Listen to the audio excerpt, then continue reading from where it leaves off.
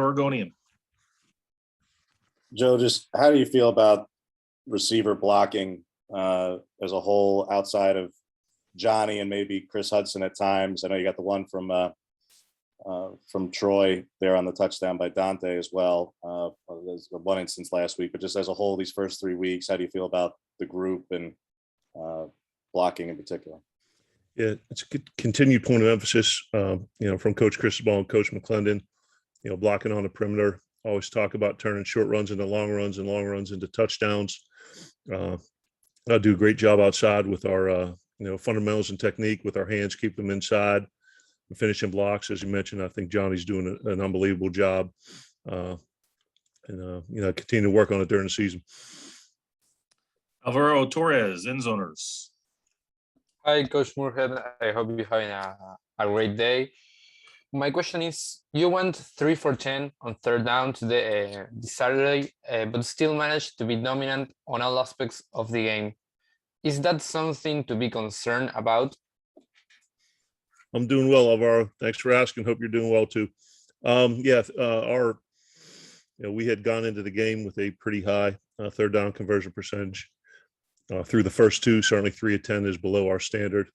I think we were a little bit better on fourth down, but I think it was a situation where the yardage to go was a term I use, behind the sticks. When you're going to be converting when you're third and short and third and medium, and you start getting into those longs and extra longs, it makes it hard to get those conversions. But yes, certainly an area where we were not at our best, did not meet our goal, and something we need to improve upon heading into the Arizona game.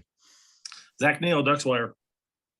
Coach, you had true freshmen catch 10 passes on Saturday. Is that something that really surprises you, or something that you've seen much of in your coaching career? Yeah, that's a high number. I think as we look through the numbers, five different running backs carry the ball, and if you include AB, that makes it 6 with a quarterback.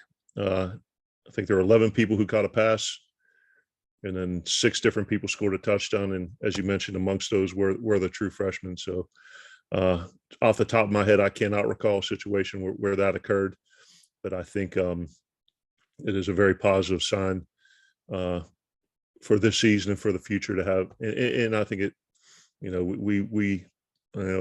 these classes were signed, I think we all knew that there was an opportunity for young guys to play early and make a positive contribution. So I think it's, great to see the young guys making plays out there. Eric Scopel, 247 Sports. Coach, your assessment of both Ty and Jay and how they performed. I understand Jay was one series, so not a huge sample size. And then just how that, I guess, position battle played out this fall. What were some of the determining factors to go Ty over the others? Yeah, first part, as a program and in the quarterback room, those guys all prepare as if they're 1 or 2 plays away. And when they enter the game, there's a certain standard of performance that's expected of them.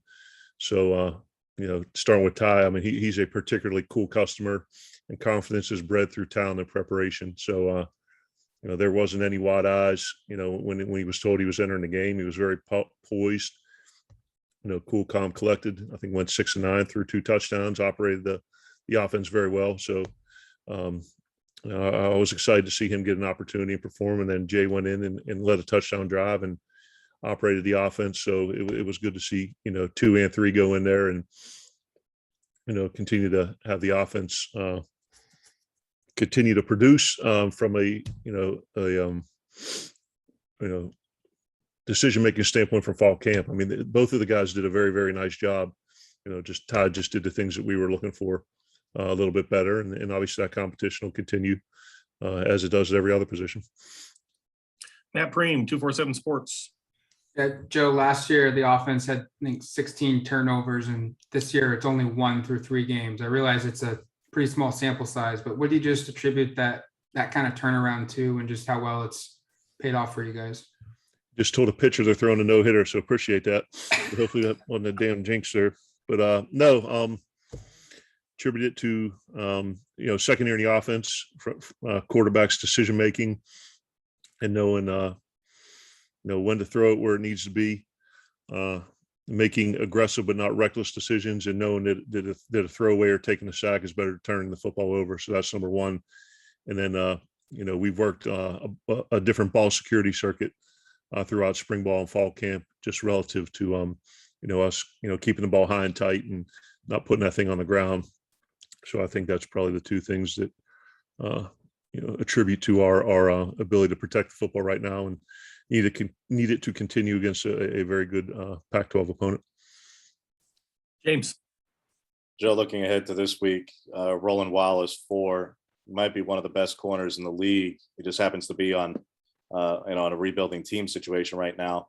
What makes him so capable, and particularly in basically a lockdown corner where I would imagine against them, a lot of teams are just going to avoid even throwing his direction because of some personnel elsewhere. But, what do you see from him that makes him a challenge? I think his length, I think his physicality in the run game and at the line of scrimmage. And I think he's got very good short distance quickness and ability to redirect. And then the scheme that Coach Brown utilizes gives him a lot of opportunities to press at the line of scrimmage and challenge the receivers. A lot of press man to man, a lot of cloud coverage. So I think he's got a lot of talent, and I think that, the things that Coach Brown's doing with him, are taking advantage of his very impressive skill set. Max Torres, Ducks Digest. Coach, you've obviously worked with your fair share of quarterbacks at previous stops. Ty gets in, understandably a lot of buzz around him. What do you see from him that you maybe don't see in your typical freshman at this level? I mean, he's incredibly talented. I think that's the first thing, and everyone probably had a pretty good idea of that. Throughout the recruiting process, all of the 5 stars were earned, and he had a very impressive resume as a high school quarterback. But the thing that strikes me about Ty is his commitment to preparation and the mental aspect of it. I think his maturity and I think his poise. I think those are things that all stand out that you really don't see in a lot of true freshmen in any position. But he came at mid-year committed to learn what we're doing, understand the what's, the whys, and the hows. And I think he brings a very even-keeled but yet competitive demeanor to the room and to the offense. So hopefully continue that and see him improve every week. Alvaro. Well, Coach, what are your thoughts on CJ Bordell so far after last season's injury, and how much does a player of his caliber open up the playbook? Yeah, CJ is doing a fantastic job in the run game and pass protection, also catching the football. I've said before that the success of our offense is contingent upon our ability to run the ball successfully. And between he and Travis and then the other running backs this week, I think we've been able to do that. And Coach Masher does a good job, mixing and matching those guys and getting them in on plays to fit their skill set. But he's having the type of season I think that we all expected. Running physically, breaking plays open when he gets to the second and third level. And, hopefully we continue to, utilize his skill set and he stays healthy and productive. Eric Scopel, 247 Sports. Coach, when a player like Dante Thornton, I know it's just one play, but he has an explosive play and kind of maximizes that opportunity. Can that start as maybe a jumping off point for more opportunity or a bigger role in an offense, or does that have to be determined, by practice repetition? No, I mean, I think to have your first college, touch be a long touchdown, I think that was a big confidence boost for Dante. And he had a very nice spring ball and a good fall camp, and is in a receiver room with a lot of talent. And Coach McClendon has done a phenomenal job developing, the entire room, but in particularly those young guys. And got to see a little bit of Isaiah, but Dante, he works hard during the week, understands what he's doing, and as he continues to develop and earn his repetitions in the game, and the ball comes to him, I think you'll see more plays along those lines. We have time for 2 more. Jared Denny, Scoop Duck on 3. Hey, Joe, to piggyback on Eric's question, what specifically are you guys kind of hoping to see Dante improve on and progress in as his freshman season goes on? I'm sorry, can you say that one more time, please? I didn't. Oh, what are you hoping to see Dante Thornton continue to improve and kind of progress on it as his freshman season continues? No, I think all those, the three young guys, probably the same thing, understanding of the offense and not just what plays we're running, but, how they adjust for certain coverages and, just I'd say as much understanding our offense as, improving their level of understanding of, defensive coverages and how routes adjust and things like that. As James mentioned earlier, continuing to be physical at the point of attack in the run game, particularly on perimeter runs. But I'd say consistency and experience. I think they'll, like I said, all continue to improve, with more practice reps and more game opportunities. Last question, James. So there's a really small sample, I understand, but you guys did really well in the middle eight last year. And this year it's been a little bit of a mixed bag. Obviously you had the score against Fresno, but then they drove down the score. And then the third quarter was CJ slipped up on the 4th and 1.